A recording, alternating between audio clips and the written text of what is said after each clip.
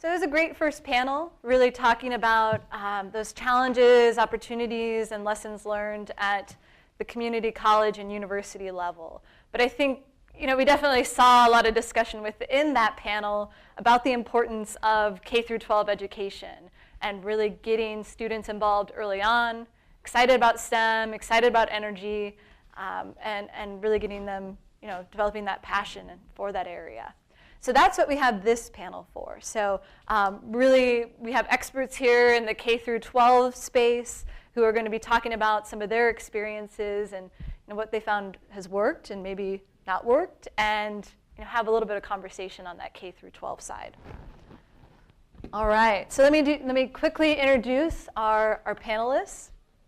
So we have Savita Raj, who is the Executive Director for the Texas Association for Minorities in Engineering, or TAME. We also have Izzy Flores, who is a board member of ATX STEM Park, in addition to being a local high school student. So what high school do you go to? The Liberal Arts and Science Academy. Great. All right, and we also have Becky Carter, who is with Austin Community College, as well as the Phase 1 Director for ATM STEM, the ATX STEM Park.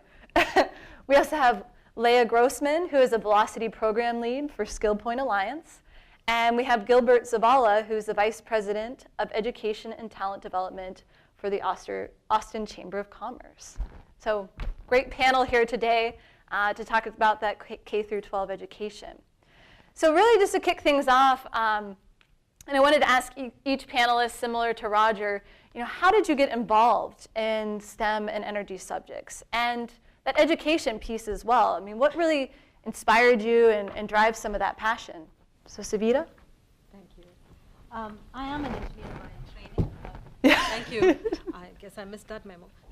You're okay. Hi. So I am an engineer by training, so I do have that background. But I guess the relevant conversation here is, why am I in this nonprofit space engaging students in STEM? Why is that what I do now, though I have that degree? And I want to say that's because of my daughter, actually. Young girl growing up here and very good at math and science, but absolutely not interested in pursuing it. So that got me thinking about what it is within this environment and culture, because growing up in India, I never had that thought. If I was good at math or science, then it was an automatic thing that I would become an engineer, and that's the path I followed. And here I am seeing my daughter and her friends good at this and really excited about science and math at a young age, and then just saying, oh no, that's not for me.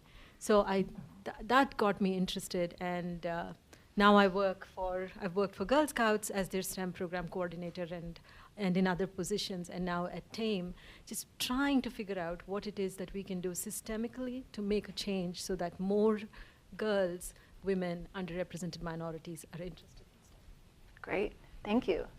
Izzy? All right, yes, I'm Izzy Flores, and I represent the ATX STEM Park as well as the Thinkery Children's Museum, as I work there.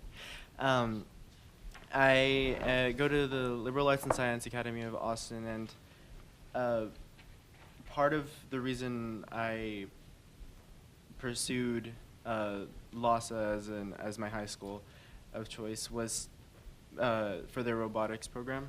I knew of their reputation beforehand, their FRC program, First Robotics Competition. But even before then, from when I was little, when I first saw my first hoax UFO documentary series, I knew that I heard reverse engineering, and I wanted to know more about what went on into that, because what I hope to do in my career is, well, in a nutshell, is to advance the transportation industry. That's my lifetime goal, and to pursue systems engineering when I'm in college. Excellent, thank you. I'm Becky Carter. My background's in software development, probably relevant to this conversation as Savita mentioned, I was always encouraged to be an educator. I was good in math, and my parents told me, so the way to apply math is to be a teacher, because that's what girls do. So back to the previous panel where we saw quite a bit of familial support or pressure or encouragement into the engineering. I guess it was lack of familial support or familial pushing me toward education that got me to be a math professor that I am today, rather than into being a civil engineer, which is probably, in retrospect, as I look at it, going, why didn't I become a civil engineer? I love a civil engineer. Oh, that's so cool. Why don't? So I now am far more motivated to bring up and make this aware, because as someone else mentioned, I hadn't even heard those words until after college. And so how could I have ever majored in that had I not ever heard of it until after college? Hi, I'm Leah Grossman, and I'm with Skillpoint Alliance. We're a local nonprofit. I initially got interested in STEM. My big focus is solar, which is relevant for this energy discussion. But as a kid, I was always outside and loved the outdoors, and eventually through college connected that with climate change and how our outdoors is changing, and how can we combat that. Circle around to solar energy. I studied solar and environmental design in college, and worked with a used to be Austin-based designer, and we designed and built a solar charging station for our campus. There's 4 solar charging stations around Austin that she built, but she brought me to Austin, and I worked for Skillpoint Alliance for a summer, facilitating one of our high school velocity programs, where we worked with a team of 20 high school students from Eastside Memorial, and we worked with solar energy design. And that was really exciting for me. And that was sort of my first experience of Texas, first experience teaching. Realized I'm never going to be a teacher because kids are way more smarter and know how to get away with things, and I'm not good at commanding their attention. But I really loved working with them hands-on. We actually built a small solar wagon and took it all apart, put it all back together, and figured out how it worked.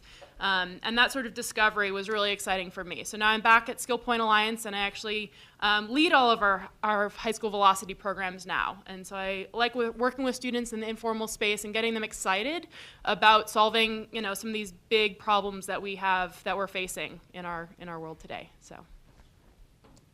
I'm Gilbert Zavala, Austin Chamber, and I'll say personally my interest in STEM came about when I first learned about the first law and second law of thermodynamics. I said, here is an industry sector with continual need for employment that's always going to be in disrepair. So continual need for maintenance. Little thermodynamics joke.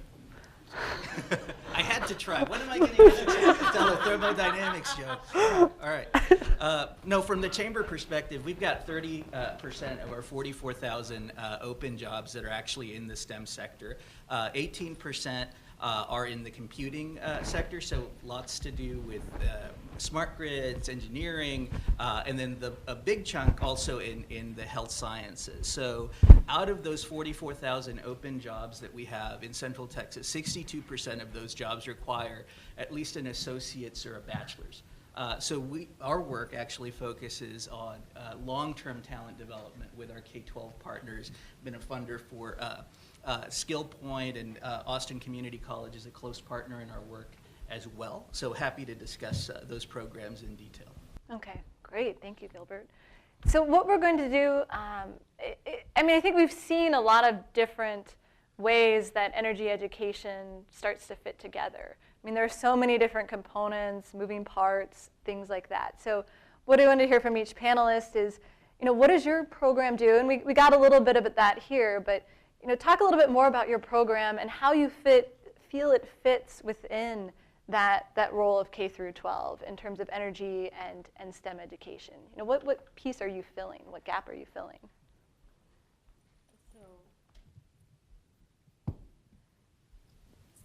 So as Christine said earlier, I work at the Texas Alliance for Minorities in Engineering, which is a statewide nonprofit that was established in 1976.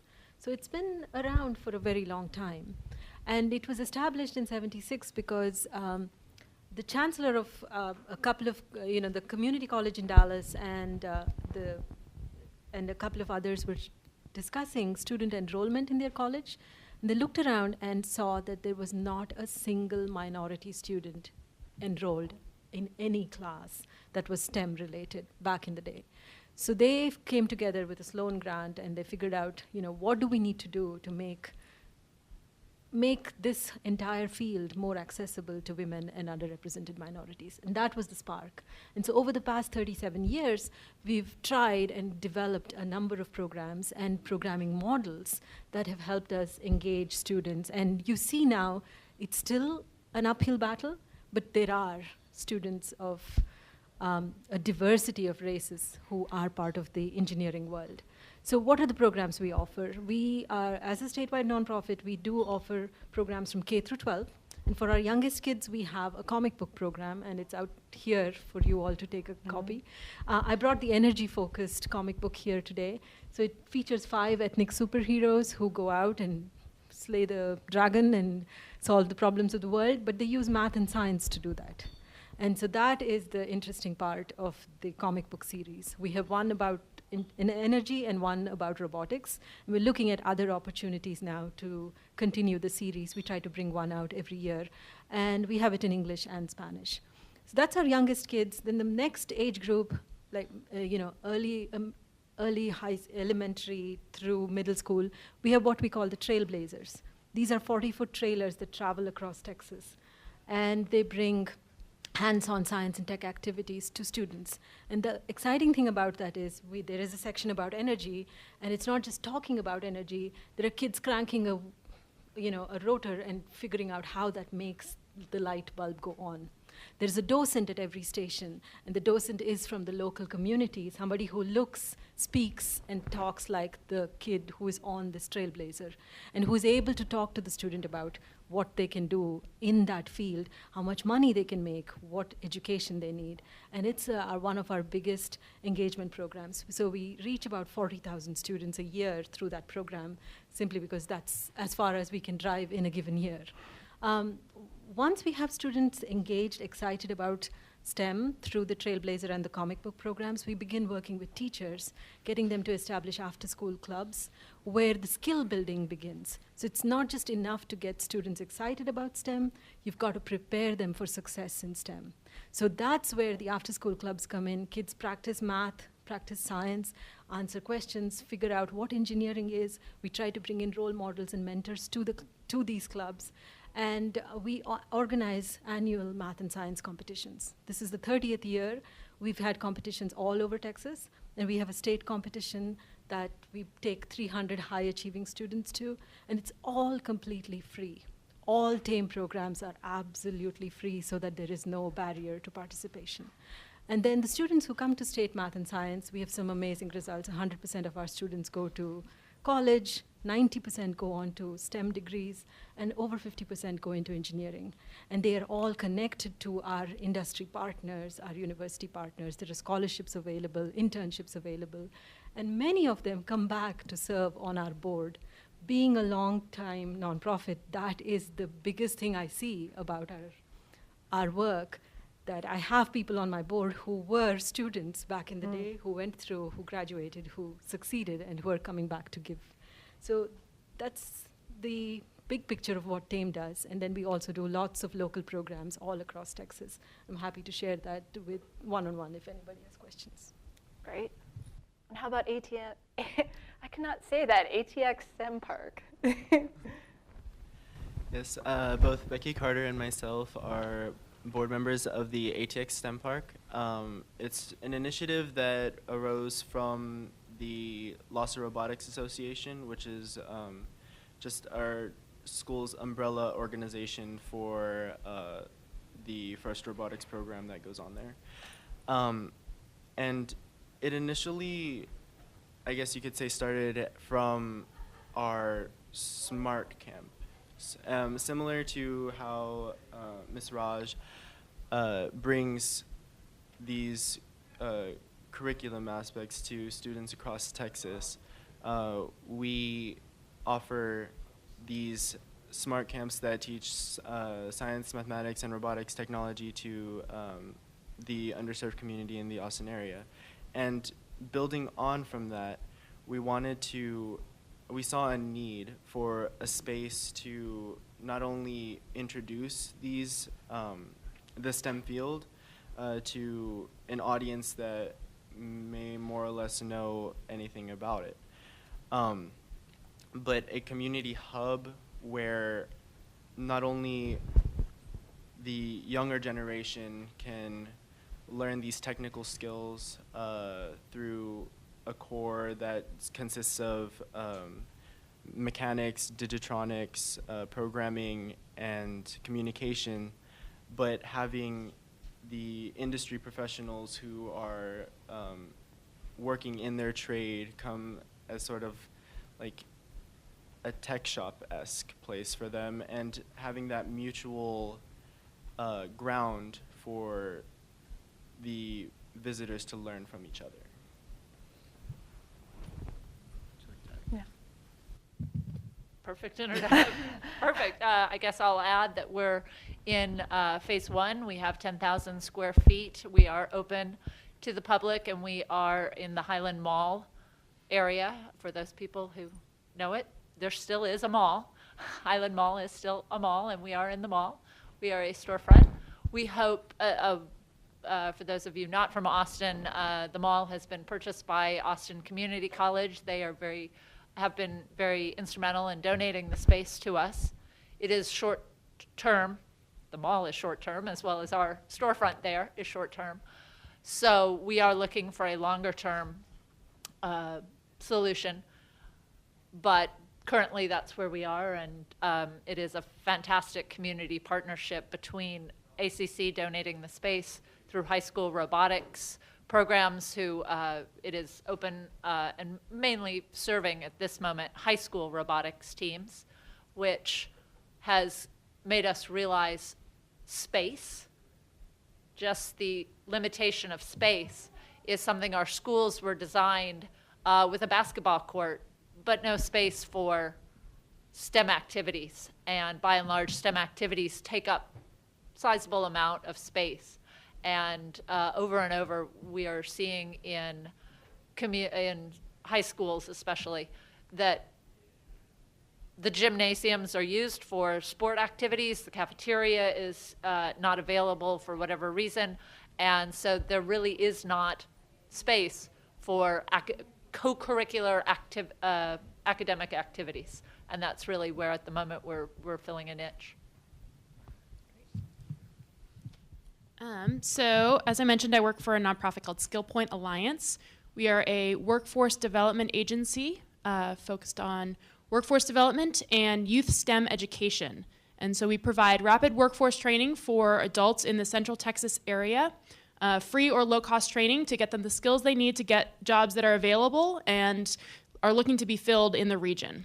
And we also do youth STEM education, so we coordinate all the logistics for the first robotics program in Central Texas. So, yeah, that as we're very excited that there is a space now, because we're the ones who organize the competitions and have to compete with the basketball tournaments that happen at the same time. So we do first robotics, we do the Future City competition, which is a middle school city design competition. We have our high school velocity program, which is what I'm most closely engaged with. And we do Central Texas Discover Engineering, a whole host of programs. I could talk about it all day, but basically trying to get the people who live here the skills they need to get available jobs, and get kids excited about getting jobs that are ever more present in Central Texas. And yeah, making sure that we have a skilled workforce that's excited to work, and essentially so that we're not having to import skilled labor, but we have skilled labor here who's excited about addressing the problems that we have to face in our region. So, and I have cards and can tell you a lot more about Skillpoint if you want to hear about it.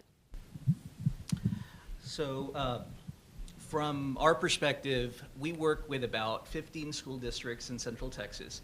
Knowing that STEM fields typically require education beyond high school, our focus has been really on identifying barriers to direct-to-college enrollment. We've worked with the University of Texas Ray Marshall Center now for the last 8 years to do high school exit surveys and figure out, okay, what are the challenges that students are facing in their transition from high school to college, and then use that to address programmatically the barriers that have been identified by the project.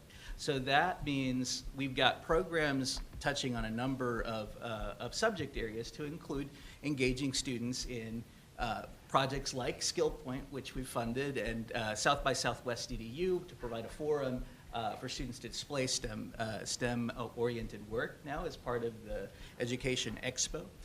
We've also worked with the coordinating board to track college applications, FAFSA applications, work with Austin Partners in Education to ensure that students that are not meeting the state college career readiness standard to enroll in credit-bearing coursework once they do graduate have the help they need to be able to meet the TSI, Texas Success Initiative standard for college readiness before they graduate. That means that they're more likely to complete their degrees. It means that they're more likely to transition and save money while doing it because they won't need to take remedial classes. We also work to make sure that students are able to afford college. Cost is a big barrier, and only 21% of our graduating seniors have told us that they can easily understand the financial aid process. And that's out of a cohort of 90,000 students that have been surveyed for the last 8 years. Despite FAFSA simplification, it just remains a barrier. So we work with school districts and do about 30 events. In fact, we're in the middle of them right now. To help students and families file their FAFSA or their TASFA to ensure that they're able to qualify for merit or need-based grants. We then also work with our school district partners, University of Texas Ray Marshall Center, to actually track student outcomes. So we invest in these programs. What's the actual yield or return on investment for students who are actually matriculating? So we work with Ray Marshall Center and National Student Clearinghouse to actually find out, okay, what is the effect of the programs on actual direct-to-college enrollment? So regionally right now we're at about 62%. We've had an increase from 57% back in 2002. The share of lower income students that are directly enrolling in college from 2008 has increased by about 8 percentage points. So we're looking at I think it was a 37% direct-to-college enrollment rate for low-income students, and now we're at a 45% direct-to-college enrollment rate for the class of 2014. So work across a number of sectors and have valued partners like Skillpoint and ACC that help ensure our students have a diverse set of educational opportunities and possibilities. Yeah, I love seeing all this collaboration, that's already happening across the panel that's here today. So, I mean, a question that I've always had is the role of, in-class programs versus after-school programs. So, can you talk a little bit about that? I mean, is one more important than the other? I mean, what is the role of in the classroom and out of the classroom experiences? And Leah, do you want to start? Yeah. So obviously school is important and out of school is important. It's all important time in my opinion, but Skillpoint is mainly focused in the informal education space because during school, kids have a lot of things they have to get done. As you know, they're taking a lot of tests and they have to check a lot of boxes to get their diploma after 12 years. So we're really focused on the informal space basically because it's way more flexible. And so all of our programs are focused on keeping kids engaged and making it hands-on and fun so that maybe they can even take the stuff they learn in the informal space and then relate it back to the classroom and say, oh wait, I'm doing like trig right now. Even though I'm like designing the solar car and it has nothing to do with math, I'm actually doing math. And then they realize that and then hopefully they get more excited about the classes they are taking in school. Yeah, so building that connection between what they're learning in class and then outside of class. Yeah. And if anyone has, I guess the way we do that with some of our programs, we have a program called Velocity, which I'm involved with, and we host it during the semester as one of their classes. So that is in school, but it's one of their elective or capstone credit classes. So it's it has a little bit more flexibility, and it doesn't have to be aligned with the TEKS as closely. So that's an opportunity for them to get academic credit. And then we also do it in the summer as a paid program called Velocity Prep. But basically what we've learned in the informal space is that there has to be some sort of incentive or accountability, because we've piloted velocity programs as an after school, because everyone's like, yeah, go into the after school program. But it's really important for our program that students stay for the whole duration of the program. And if there's no incentive or accountability for the student to be there, they don't stick around unless they're super passionate about it. But that's not the majority, and that's not who we're trying to reach. We're trying to reach the kids who don't really know what they want to do after high school. Mm-hmm. And so you have to provide another kind of incentive or, accountability to make sure that they stick around and stick with the program and make sure they have a good experience. So in the summer, we've actually been able to pay our students. We give them academic credit. But yeah, that's something I'm super interested in, is how after-school programs operate as well. Definitely.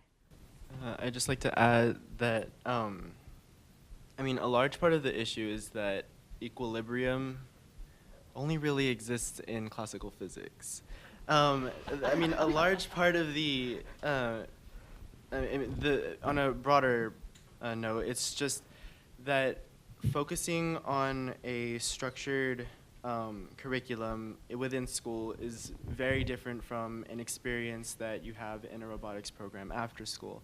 And while not the case of LASA, there are schools locally that have class time devoted to the same goals that we're trying to meet in our after-school program, but they have the space and they have the means to do so.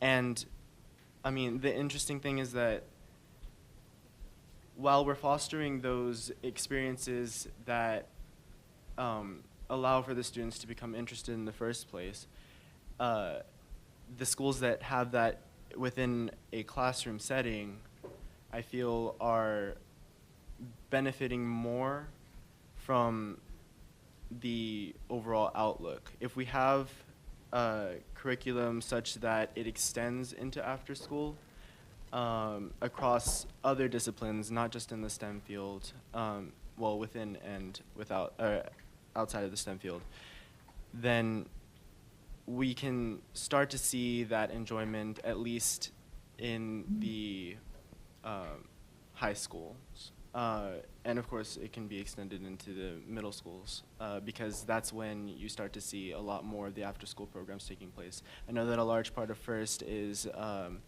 FLL, and which is First Lego League, using Lego Mindstorms, and First Tech Challenge. There are a lot of middle school teams that are growing in number. But yeah. Great. Can I just say Ismail is wise beyond his years. He's wise. And I think part of what he mentions that I think is of value to, I guess, folks that are going to be working in the K-12 or even providing funding or support through extracurricular programs is that the answer to which is more important isn't really, it's not that one is not more important than the other. But one thing that can happen in a classroom setting is that you're reaching a broader set of students. You're reaching everyone, masses, particularly in courses that are required. So to the extent that schools can actually build in project-based learning where students are working together and producing a deliverable that gives them that hands-on experience, then after-school programming can be enrichment for the students who've kind of experienced that in the classroom and then get to have a more refined hands-on approach after school. So I would say it's a combination of both, and that both are equally important. Definitely. So the one thing I'd like to add is there is a way to structure these so that it's fun, but it also meets the TEKS, the Texas standards. And that's one of the things that we work at very hard. So the Trailblazers, our mobile museum, draws up to a school. It's a lot of fun. It's eye-opening. Kids are excited. But what we leave the teacher with lesson plans that are TEKS mapped from 3rd grade through 8th grade. So then that excitement then can be translated into actual classroom learning. So that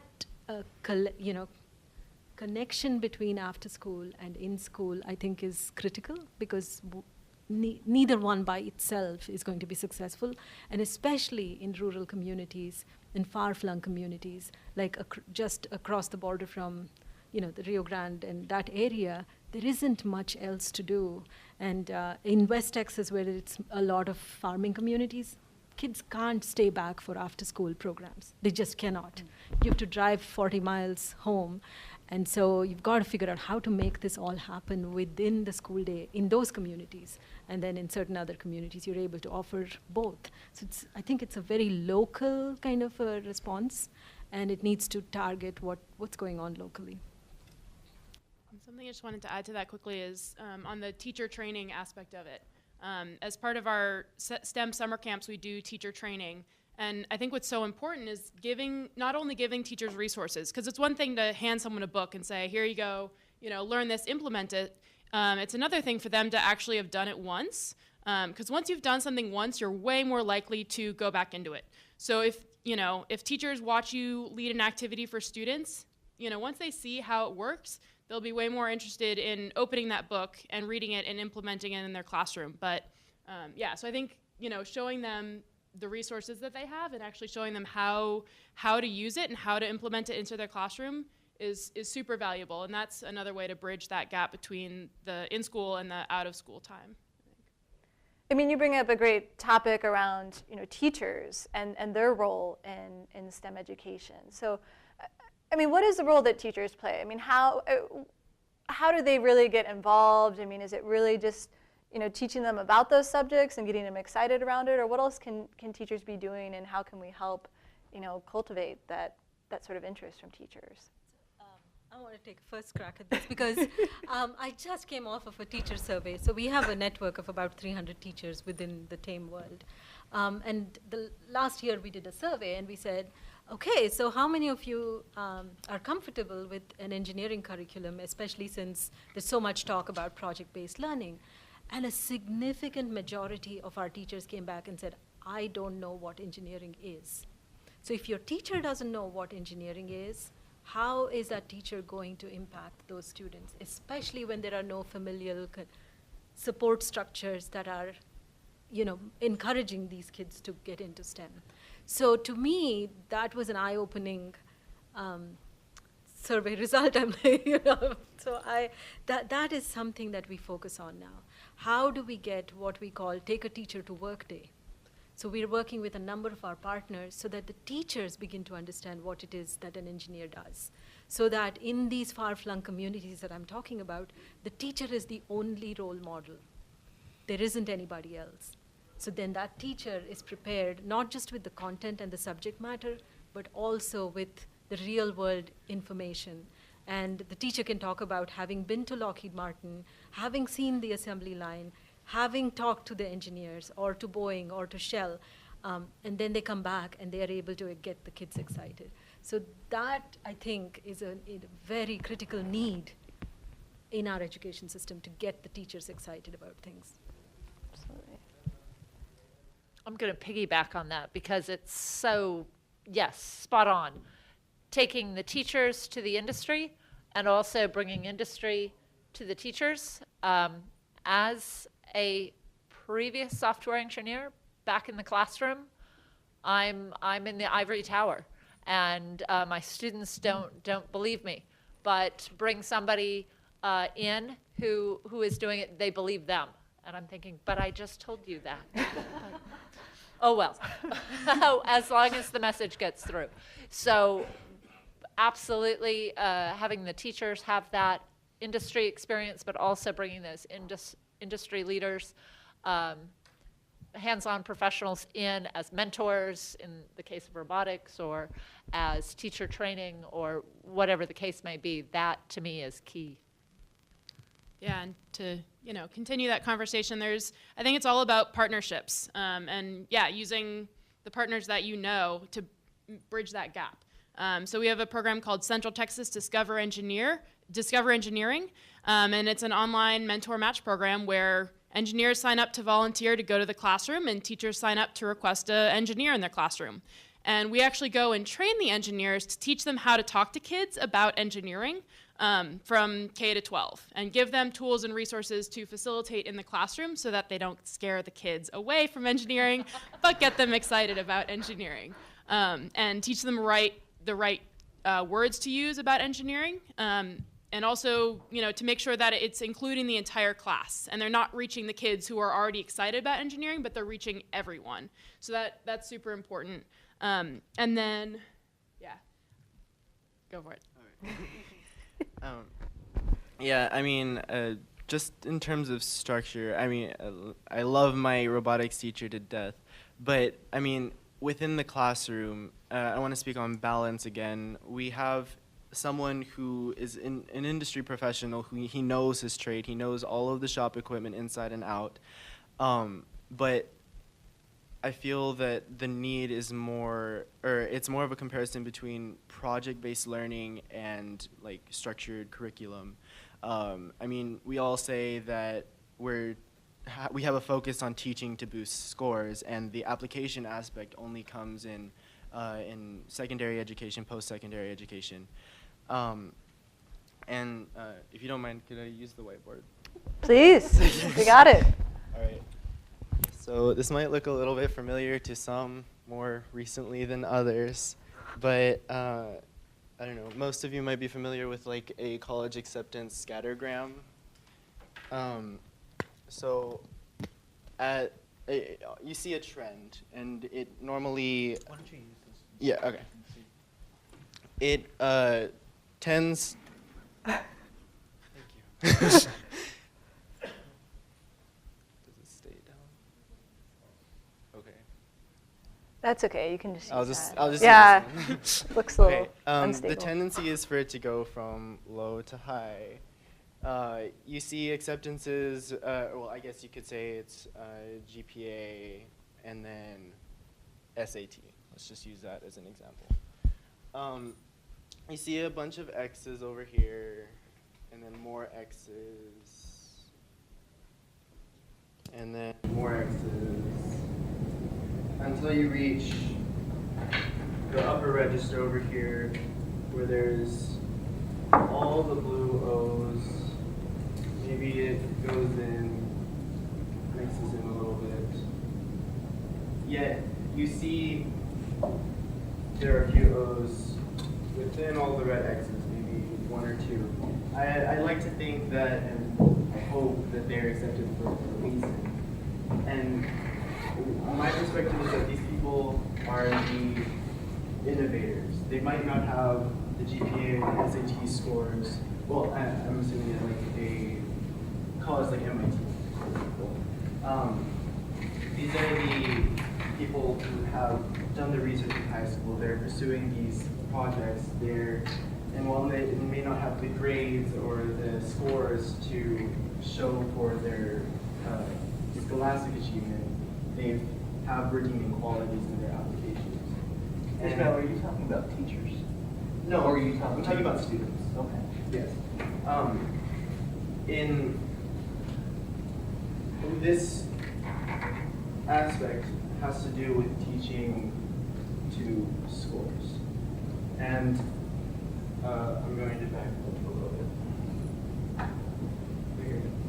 See, the goal with the ATX STEM part is to foster this, or to close the cross-generational gap. While we have the industry professionals, they're, I guess, when we talk about STEM or we talk about engineering, the thing that we most focus on is mechanical, I guess. My teacher is an industrial engineer, he's a mechanical engineer. And while the young students we have in school creating apps, I mean, quite literally they are making the applications. And closing this gap to, if we're trying to make a world of Gene Kaymans or of Steve Jobs, we need to close this gap so that the young kids are teaching the adults and the adults are teaching the students in their respective ways, so that these kids, it'll still be the same trend, but everyone up here has both the grades, we're teaching to the scores, yes, but we're also teaching to application, and they have done the research and the project-based learning, again, while they're still K-12, not just in the collegiate level. Excellent. So anything else around teachers and their role? Well, we know from Linda Darling-Hammond at Stanford has done extensive research on teacher quality. I mean, that's probably one of the most important factors in a student's trajectory. I mean, in terms of what they're able to learn, how effective the teacher is in conveying the material. But I do also think that there is a disconnect, as Sativa said, with familiarity in terms of either project-based learning or an engineering type approach to solving problems in the classroom. So I think that it's a mix. You know, you can have a teacher that knows pedagogy really well and got top marks at their College of Ed, but that doesn't mean they're going to be an expert in a particular engineering discipline or a particular project. So I think it's good to have, I think a good teacher will recognize their limitations and reach out to partners like Skillpoint and others to bring in industry professionals who can kind of enrich the learning or the environment and the projects that they're working on in the classroom. Now, one thing that's come up, and we've talked about the teachers, we've talked about the roles of different programs, but I mean, throughout this conversation, we keep talking about the role of family and, you know, that opportunity to, you know, maybe people don't have that background or don't have that understanding. So have you seen any programs that really do bring in the family and get them involved? And, you know, it'd be great to hear about those. And if you haven't, you know, what can be done to get families more involved so they understand some of these opportunities as well? Yeah, so can I jump in? I'm really excited. We're about to launch a program this summer to address that issue exactly. So as I mentioned, we do adult workforce programs and we do youth STEM education programs. So one of our programs is called Empower, and it's a computer proficiency training program. And we host it in English and in Spanish. And this summer we're going to be piloting an Empower class alongside one of our STEM camps, so that parents can come learn computer skills at very, very low cost, and their kids can go to STEM camp for free. And so it's really addressing that multi-generational approach of the parent seeing their kid and the kid teaching the parent about what they learned, like they're programming a robot, and then the kid can help their parent learn these computer skills, because kids are brought up on computers at such a young age. So that is something that we're going to be starting off this summer, and having that also in line with our paid STEM camp, so that the students who are able to pay for camp are able to subsidize the cost of camp for the students who cannot pay for summer camp. Okay, so one of the things that we have discovered is it's not a one-size-fits-all. So when we are speaking with specific communities, there are different strategies that we employ with each subgroup.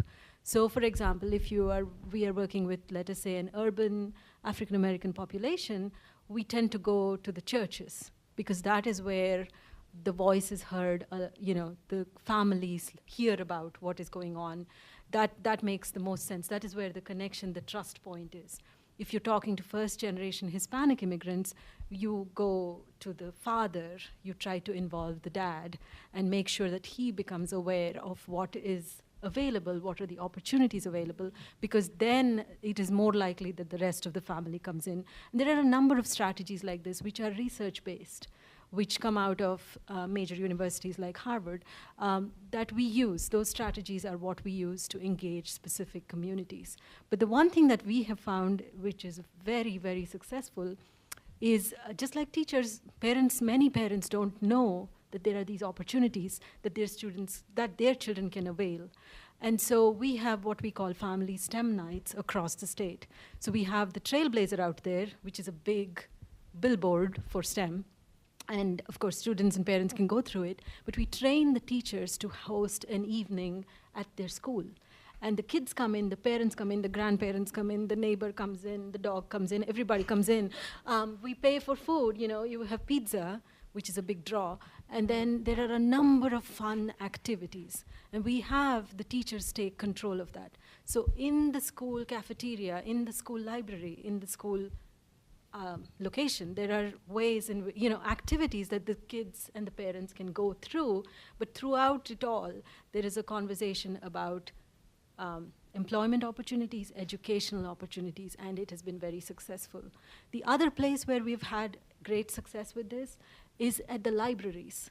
So during the summer, the Trailblazer again goes off to the libraries. So we go all across West Texas or East Texas or whatever, and we train the librarians to have a similar activity in the parking lot or within the library. So that does a number of things. It stops the summer learning drain that happens. It gets kids excited about STEM and gives the parents something to do in the summer, right? So it's a way of, again, educating parents, families, getting them excited about what the opportunities are for their students, and then being able to do that. And I think just bringing the family in and having the kids show off, that is the biggest motivator. That's what keeps everybody going. That's great. Oh, yeah? Just a quick comment. I totally agree that it's all about the outreach aspect. For example, as a member of the robotics program, I, among some of my peers at the school that I go to, didn't grow up with access to some of the resources that other students might have had. And that's why they're the mechanical lead, because they have the means of, their parents developed a shop for them when they were young, and they have that experience. And I, like I said before, my interest in STEM grew from just an internal, wanting and seeing something on TV and just feeling impassioned by that, 20th century industrial America image.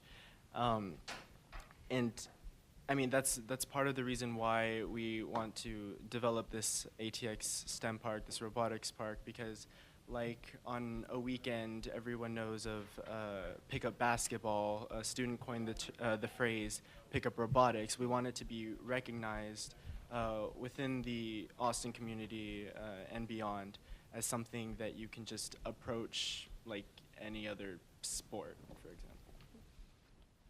And to close, I'll just throw out a few other events that are great to get families involved that we support and go to. I know the Thinkery, the Austin Children's Museum, has community nights that are free and or very low donation based, and I think they're monthly. I don't know if you know. But to really bring in a wider population of kids, it's super fun, and that's a great way to get the family involved. Also here at UT is Introduce a Girl to Engineering Day that Trisha Berry, who's on the last panel, she organizes to get 4,000 girls onto UT campus and over 500 volunteers to host hands-on events. So we were one of those tables, and it was fun interacting with parents and teaching them, really low-cost, fun activities they can do with their kids, so empowering the whole family to get their kids involved and excited about these things. And then also just like at the robotics tournaments, they're a blast. They're super, super fun. You have parents in the stands wearing crazy hats and giant signs cheering on their kid working with robotics. And if that doesn't get you excited, then I don't know what will. But just getting, so once they're in, they're in, I think. We hope. Excellent. Have you been able, or have you had the experience of running into a school or somebody who's using Khan Academy where they flip the classroom, and how do you interface to that activity? My own experience in the classroom, I have started to flip the classroom. For those not completely familiar, the idea is on the internet now you can take 30 seconds or 2 minutes and learn almost anything. There's a video on how to change your oil in your car or anything else. So might as well have 2 minutes on trigonometry or calculus or whatever. And there is.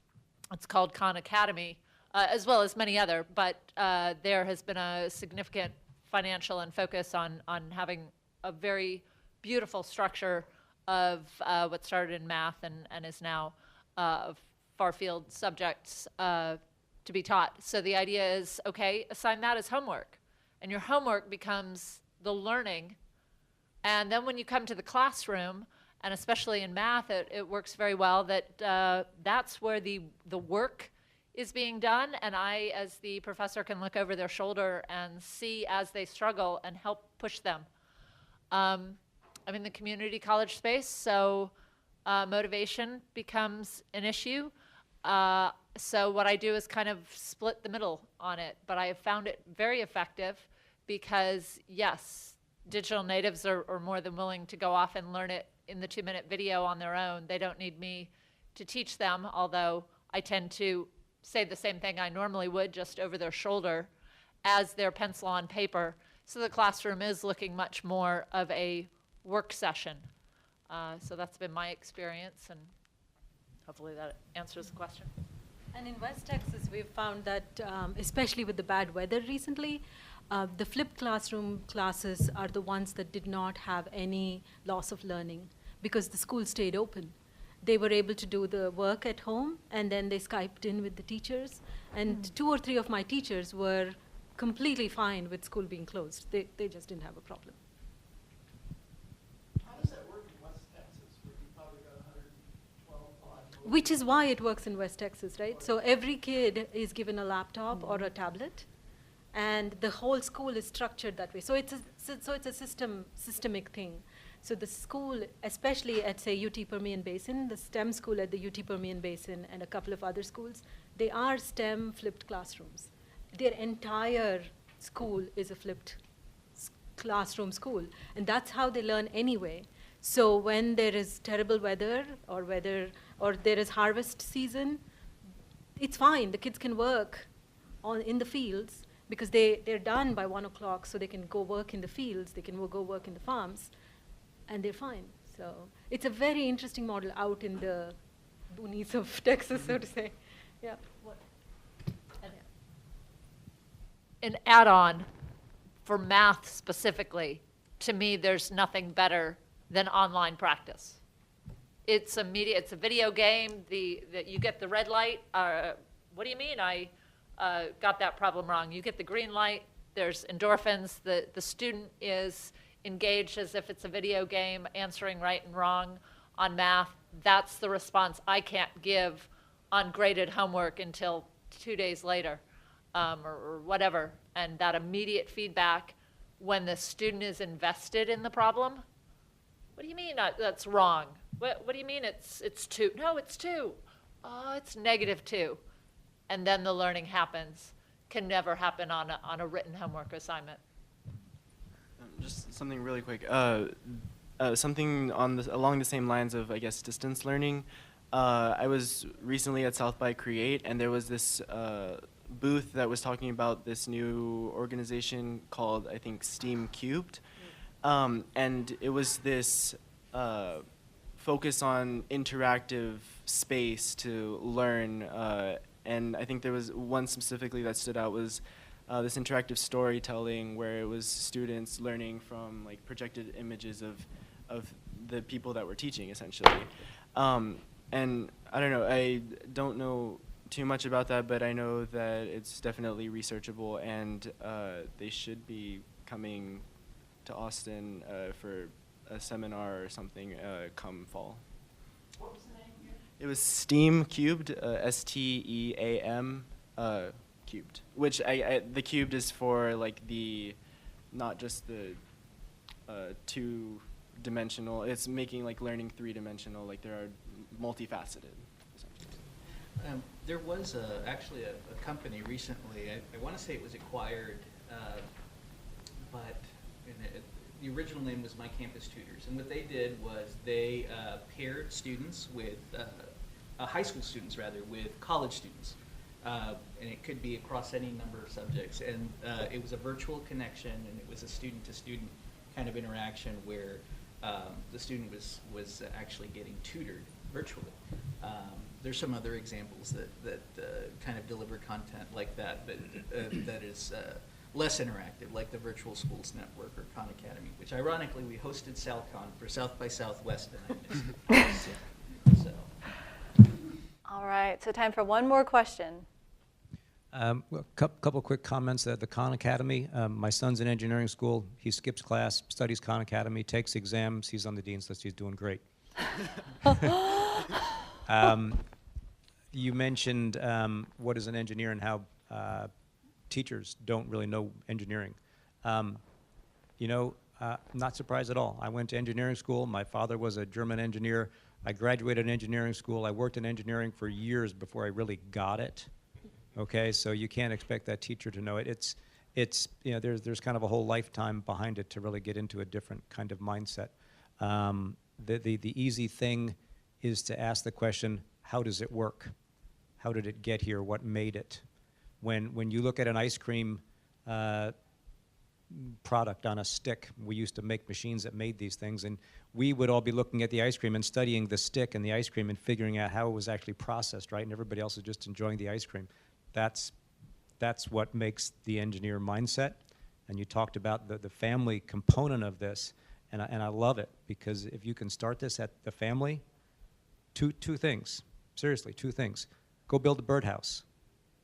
Take a saw, take some hammers and nails and some wood, and go build a birdhouse. If you start that child building something, anything, start with a birdhouse, because then they can actually hang it up and they can be proud of it. And then you move on to the hoverboard from there. And once they've mastered the hoverboard, there is no going back. So the family component here is really important. There's two other things that I see, and I just had a discussion with a woman in my office. I work in the engineering world, have for 40 years. We do product development. And so engineering all day, every day, kind of makes for a dull boy. And so what I see, and right before I left here, I was working with my sales guy on trying to develop some marketing collateral. And he cannot use the English language. The spelling errors were horrible. The use of grammar was horrendous. And he's the sales guy, not the engineer.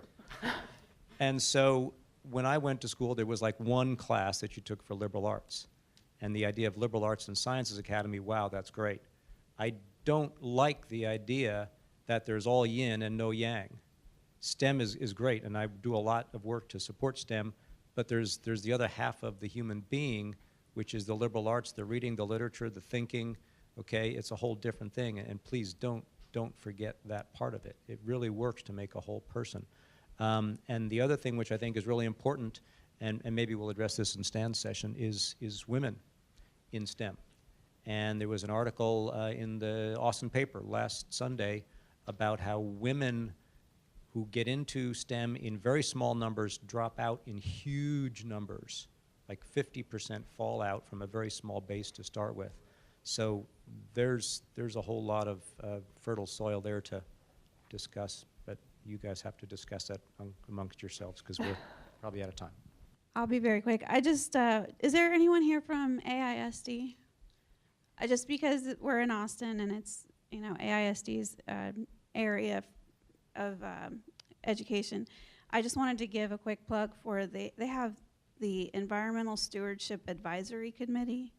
That's a very active group. It meets monthly, and they take all kinds of industry and organization input into the committee. You could probably find them on the website, AISD, ESAC, ESAC. So there's a website for information. They try to work on both environmental practices with the school district, and then also outreach events and also curriculum outreach. So there's, across the board, they have subcommittees. It's a really good organization that AISD's been working on. So wanted to make sure it's mentioned here in the forum.